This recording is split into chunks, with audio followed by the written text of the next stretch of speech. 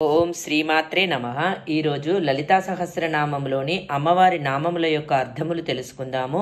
మొట్టమొదటగా మహాపద్మాటవీ సంస్థ కదంబ వనవాసిని సుధాసాగర మధ్యస్థ కామాక్షి కామదాయిని.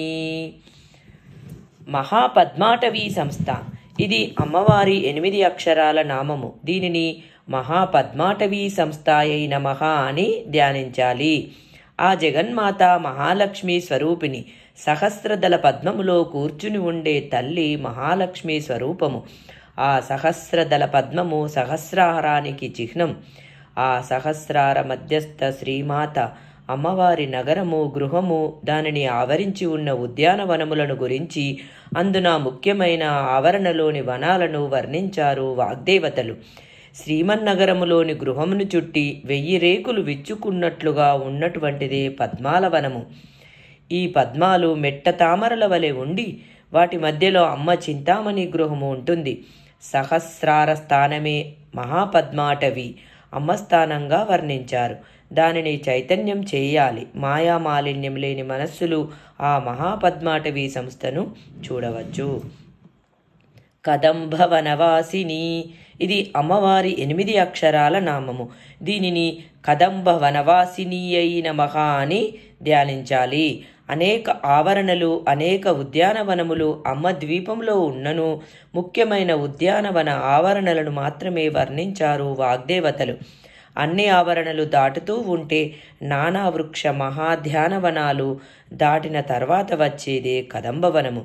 కదంబవనము మణిద్వీపములో 5 కల్పవృక్ష ఆవరణలు దాటి తర్వాత వస్తుంది. ఇది 7వ ఆవరణలో ఉంటుంది. శ్రీచక్రములో 5 త్రికోణాలు ఉంటాయి. సహస్రారాస్థాన సమీపంలో ఉన్న తల్లి ఖం ధమయతి కదంబం అంటారు. ఖం అంటే జలము. నీరం అన్నా జలమే. నీటిని నియంత్రించినది అని మరొక అర్థం. జలశక్తిని రూపొందించే వృక్షము కదంబం. అందరి అభీష్టములను ఆకర్షించేవి కదంబవనాలు. గగనమండలములోని జలశక్తులను నియంత్రించేవి కదంబ వృక్షాలు.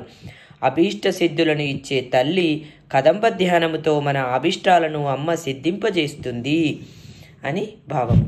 సుధా సాగర మధ్యస్థ ఇది అమ్మవారి 8 అక్షరాల నామము. దీనిని సుధాసాగర మధ్యస్థాయై నమః అని ధ్యానించాలి. అమ్మ నగరము ఎలా ఉంది అంటే బ్రహ్మాండములకు ఆవల ఉన్న అమృత సాగరం యొక్క మధ్యలో మణిద్వీపము ఉంది. ఆనంద స్వరూపిణి అమ్మ. అపారమైన ఆనందము, అనంతమైన తత్వమే అమృత సాగరము. ఆనంద అనుభూతికి కేంద్రము అమ్మ. శాశ్వత ఆనంద స్వరూపమే ఈ సాగరం. యోగి యొక్క ఆనంద అనుభూతికి కేంద్రముగా ఉన్నది అమ్మ ఉన్న సుధాసాగరము. సచ్చిదానంద స్వరూపమై అమ్మ ఉంది. మణి అనగా స్వయం ప్రకాశమైనది. సూర్యచంద్రుల అవసరం లేకుండా ప్రకాశించేది మణిద్వీపము. సృష్టికి ఆధారమై ఇది జ్ఞానసాగరమై ఉంటుంది. యోగ సాధకుడు అవధిగా దర్శించే అమృత బిందువుల సరస్సు మధ్యలో కొలువుండే ఆ తల్లిని సుధాసాగర మధ్యస్థ అన్నారు వాగ్దేవతలు. కామాక్షి ఇది అమ్మవారి 3 అక్షరాల నామము. దీనిని కామాక్షై నమః అని ధ్యానించాలి. సింహాసనాసీనురాలైన అమ్మకు స్థిరమైన నామాన్ని ఇవ్వాలనుకుని దేవతలంతా అమ్మకు కామాక్షి అని పేరు పెట్టారు. కారణం మా కోరికలన్నింటినీ తీర్చేటటువంటి ఆ తల్లి శుభులకు ధీటుగా కామాక్షి అన్నారు. అమ్మకు 3 కళ్ళు ఉన్నట్లుగా వారు కనుగొని ఆ కళ్ళు బ్రహ్మ విష్ణు రుద్ర రూపాలలో ఉంటూ సృష్టి స్థితి లయలను చేసేవిగా ఉన్నాయి కనుక జగన్మాత కామాక్షి.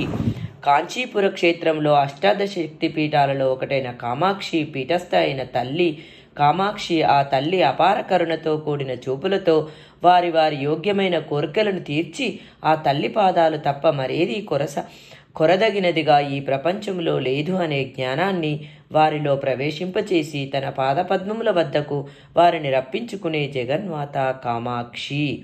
కామదాయిని ఇది అమ్మవారి 5 అక్షరాల నామము. దీనిని కామదాయిన్యై నమః అని ధ్యానించాలి. కామాక్షి రూపముతో ఆ జగదంబ ఉండి అన్ని కోరికలను తీర్చే తల్లిగా ఉండి సృష్టిని నడిపించే తల్లి. భక్తులకు ఏది శ్రేయస్కరమో ఆ కోరికలను తీర్చే తల్లి కామదాయిని. మహాపద్మాటవీ సంస్థ కదంబ వనవాసిని సుధాసాగర మధ్యస్థ కామాక్షి కామదాయిని. ఈ శ్లోకంలో అమ్మవారి నామములు 5.